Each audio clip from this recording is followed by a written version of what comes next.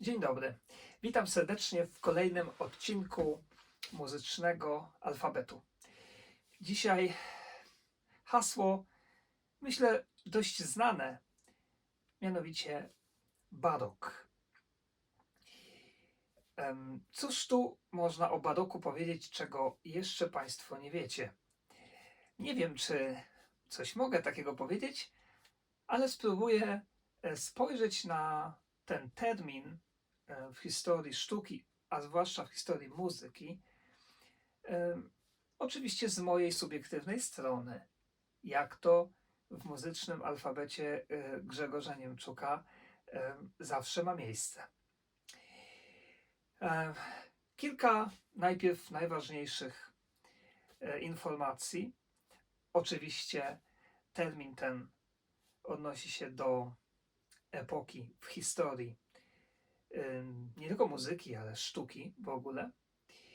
I jeśli chodzi o muzykę, to przyjmuje się, że epoka baroku trwała od roku 1600 do śmierci Johanna Sebastiana Bacha, a więc do roku 1750. Tyle tylko, że oczywiście w życiu nigdy nie jest nic od linijki. I oczywiście już nowe wpływy tworzyły się wcześniej, przed śmiercią Bacha, a barok również zaczął już występować w muzyce trochę przed rokiem 1600. Tyle, że dla zwykłych melomanów to nie ma żadnego znaczenia. A te filmy moje są właśnie przede wszystkim kierowane do melomanów, jak już Państwo doskonale wiecie. Tym niemniej musimy umiejscowić najpierw ten termin w ogólnej historii świata. Tak bym to nazwał.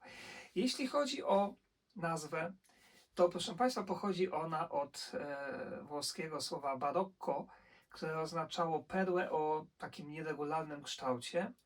I co ciekawe, ten termin był używany w kolejnym okresie w historii muzyki, klasycyzmie.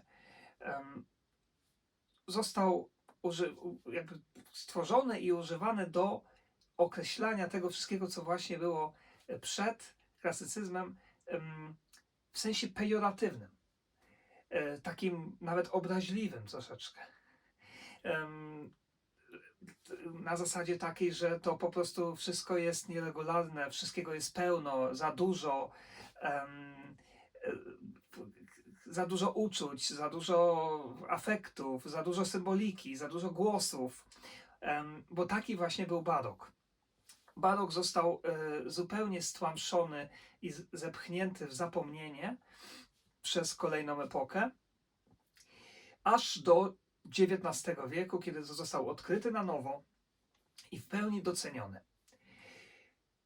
Tak to często bywa właśnie ze sztuką i kto wie, czy my nie żyjemy teraz znów w czasach, kiedy już wszyscy trochę mamy dość tego, co działo się w muzyce w XX wieku, tego natłoku dysonansów, niezrozumienia, że nie wiadomo, o co chodzi, eksperymentów przeróżnych i też już tworzy się coś nowego i nazwiemy, a może już ktoś nazywa tą poprzednią epokę w podobny sposób jak barok.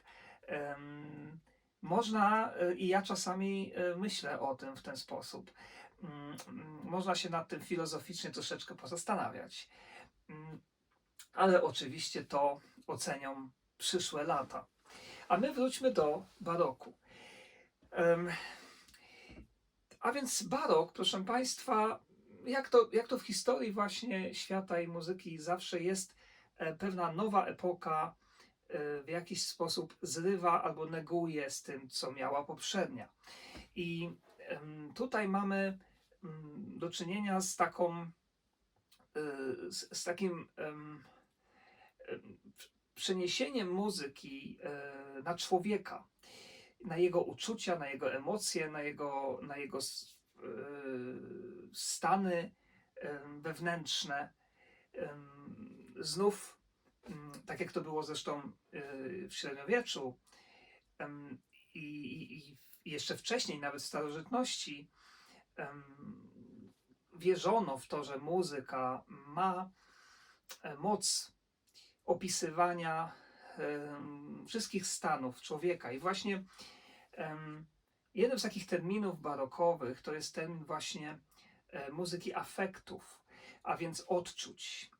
I proszę Państwa, Kartezjusz sformułował właśnie w okresie baroku 6 takich podstawowych afektów. I on te afekty nazwał. Te afekty to był zachwyt, to była miłość, to była nienawiść, to było pożądanie, smutek i radość. I te 6 podstawowych afektów to były oczywiście podstawowe i na ich podstawie można było to rozbudowywać. A więc oczywiście dla melomanów może muzyka barokowa nie kojarzy się tak bardzo z uczuciami jak romantyczna muzyka XIX wieku, ale tak jak Państwu powiedziałem, XIX wiek odkrył na nowo barok i między innymi właśnie dlatego, bo proszę Państwa, w baroku narodziła się też opera. Opera, a więc tutaj muzyka musiała opowiadać o tym, co się dzieje na scenie, na deskach teatralnych, nazwijmy to tak, i o tym już kompozytorzy myśleli. Kompozytorzy naprawdę zastanawiali się i myśleli o tym, jak oddać te ludzkie emocje. Robili to w bardzo różny sposób. Kolejną cechą charakterystyczną tej epoki w muzyce to jest głęboka symbolika. Proszę Państwa, aż trudno sobie wyobrazić, że tak naprawdę w baroku tych symboli muzycznych chyba naliczono około 150. Zwykły, przeciętny słuchacz oczywiście w dzisiejszych czasach w XXI wieku nie ma o nich zielonego pojęcia. Natomiast tak naprawdę, proszę Państwa, wchodzenie głęboko w muzykę barokową to jest trochę taka praca detektywistyczna. Nawet bardzo. Dla przykładu, stworzono alfabet cyfrowy z dźwięków, to znaczy nazwano, każda nuta miała swoją cyfrę, czyli po kolei, jak w alfabecie A to było 1, B to było 2, C to było 3, D to było 4 i tak dalej. I używano tego właśnie formułując pewne kody. Kolejna rzecz, symbolika tego, gdy muzyka była pisana wysoko. Odnosiła się wtedy do nieba, do czegoś na górze, do Boga. Z kolei muzyka pisana nisko odnosiła się do piekła, do zła, do szatana, do upadku, wszystkiego co na dole. Tworzono z dźwięków różne formuły, między innymi ta słynny symbol krzyża, kiedy dźwięki krzyżowały się ze sobą. Szły do góry i na dół i do góry i połączone dawały nam symbolikę właśnie krzyża. Symbole cierpienia, jak bardzo takie współbrzmienia dysonansowe, jak my o nich mówimy. I przeróżne tego typu kody, o których właściwie, jeśli bym zaczął naprawdę głęboko w nie wchodzić, to tutaj to się musiałby zrobić film ponadgodzinny. Ale też myślę, że warto sobie z tego zdawać sprawę, ale jeżeli jesteśmy melomanami, przychodzimy na koncert muzyki barokowej, to trudno jest w ciągu jednego koncertu odkryć i zrozumieć te wszystkie symbole. Ale warto sobie mimo wszystko z nich zdawać sprawę. Warto, uważam, powiedzieć publiczności przynajmniej o kilku użytych symbolach w muzyce, którą się wykonuje na danym koncercie, bo na pewno jest to ciekawsze. I myślę, że takie dogłębne studiowanie muzyki barokowej, no to już zajmuje bardzo dużo czasu. Ja na pewno się tym zajmę częściowo podczas mojego kursu, który już tworzę, kursu o tym, jak świadomie słuchać muzyki, ale muzyki klasycznej, poważnej, ale oczywiście też nie wchodząc w tak ogromne detale, bo one nie wszystkie są do wysłyszenia nawet, prawda, przez współczesne ucho niewykształconego muzycznie słuchacza. Jeśli chodzi, proszę Państwa, o instrumenty, zwłaszcza mnie dotyczące klawiszowe, to fortepianu jeszcze nie było. Znaczy fortepian oczywiście został wstępnie już zaprojektowany jeszcze w tym okresie, ale tak naprawdę nie był modny. Głównie najmodniejsze instrumenty klawiszowe to był oczywiście klawesyn ze swoim mistrzem Włochem Domenico Scarlattim i klawikord, na którym bardzo lubił grać też Mozart, chociaż to już nie jest barok, prawda? Organy, jak wiadomo, królem organów był Johann Sebastian Bach. I wielogłosowość to jest też, czyli polifonia, prawda? To jest też coś, co gdy hasło, które słyszymy, od razu kojarzy nam się z barokiem. I tutaj, proszę Państwa, właśnie doszło już do takich kuriozalnych wręcz sytuacji w baroku, że kompozytorzy zaczęli już tworzyć wielogłosowe utwory na 6, 8, 10 głosów, w których każdy głos, na przykład na chór, miał inny tekst w tym samym czasie, prawda? I ludzie słuchali tego i właściwie nic zupełnie nie rozumieli. I dlatego to musiało się skończyć w pewnym momencie, bo tego już było po prostu zbyt dużo. A więc a propos wielogłosowości, chciałbym zaprezentować Państwu i pokazać kawałek fugi Johanna Sebastiana Bacha, która ma aż 5 głosów. 5 głosów, które trzeba zagrać 2 rękami i jedna osoba, prawda? I usłyszycie Państwo, jak trudno jest skupiać się na tych głosach świadomie. Posłuchajmy, fuga ma to do siebie, że zaczyna jeden głos, potem przejmuje tę samą melodię drugi głos, w tym czasie ten pierwszy też coś śpiewa lub gra, potem trzeci się pojawia z tym tematem, te 2 grają co innego, potem 4 i nawet 5. Posłuchajmy, temat jest tylko 4-dźwiękowy.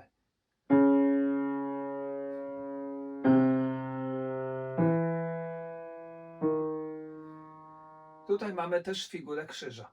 Zresztą słychać, że afekt, który tu mamy, barokowy, to jest smutek, głęboki smutek. Muzyka jest w dole, prawda? Czyli śmierć, krzyż, śmierć. Myślę, że nie trzeba więcej nic mówić. I to jest temat, proszę Państwa. Posłuchajmy. Pierwszy głos.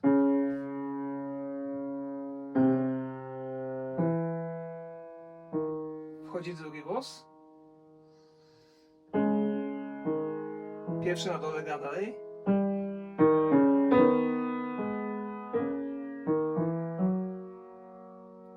Trzeci głos wchodzi, uwaga. I 2 głosy grają dalej.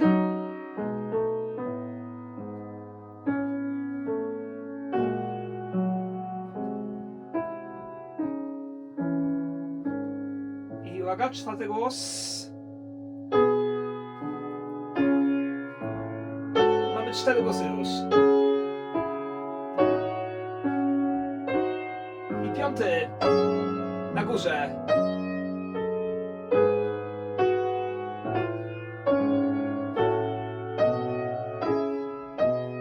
I wszystkie, prawda? Czyli jakby 5-głosowy chór.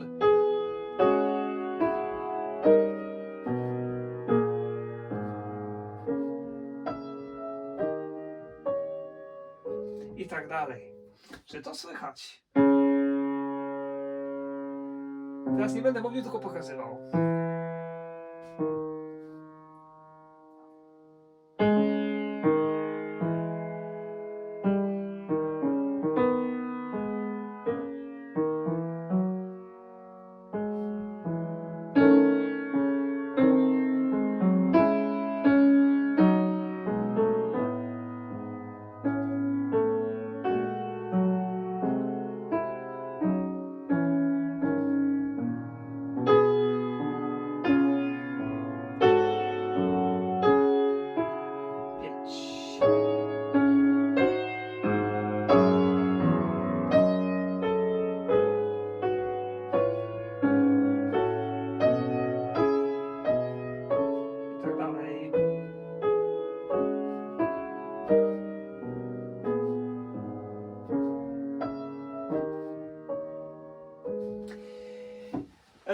Kolejną rzeczą, którą może tutaj słychać nawet, jest to, że sposób, w jaki kompozytorzy, twórcy muzyki w baroku myśleli, jest bardzo inny od tego, jak myślano później i właściwie nawet myśli się do dzisiaj.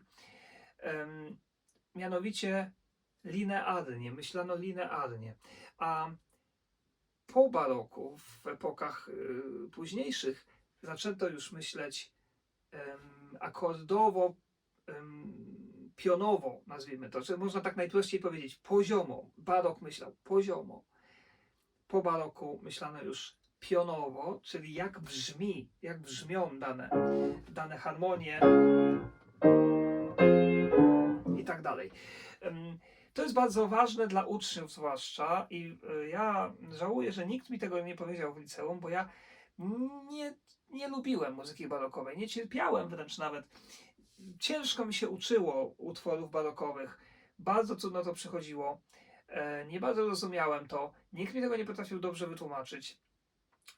Natomiast też pytanie, czy gdyby ktoś mi to wtedy powiedział, to bym to zrozumiał, ale myślę, że dobrze wytłumaczone dałoby się zrozumieć, bo my musimy przestawić myślenie, nawet ucząc się utworów chociażby Jana Sebastiana Bacha, George'a Fryderyka Händla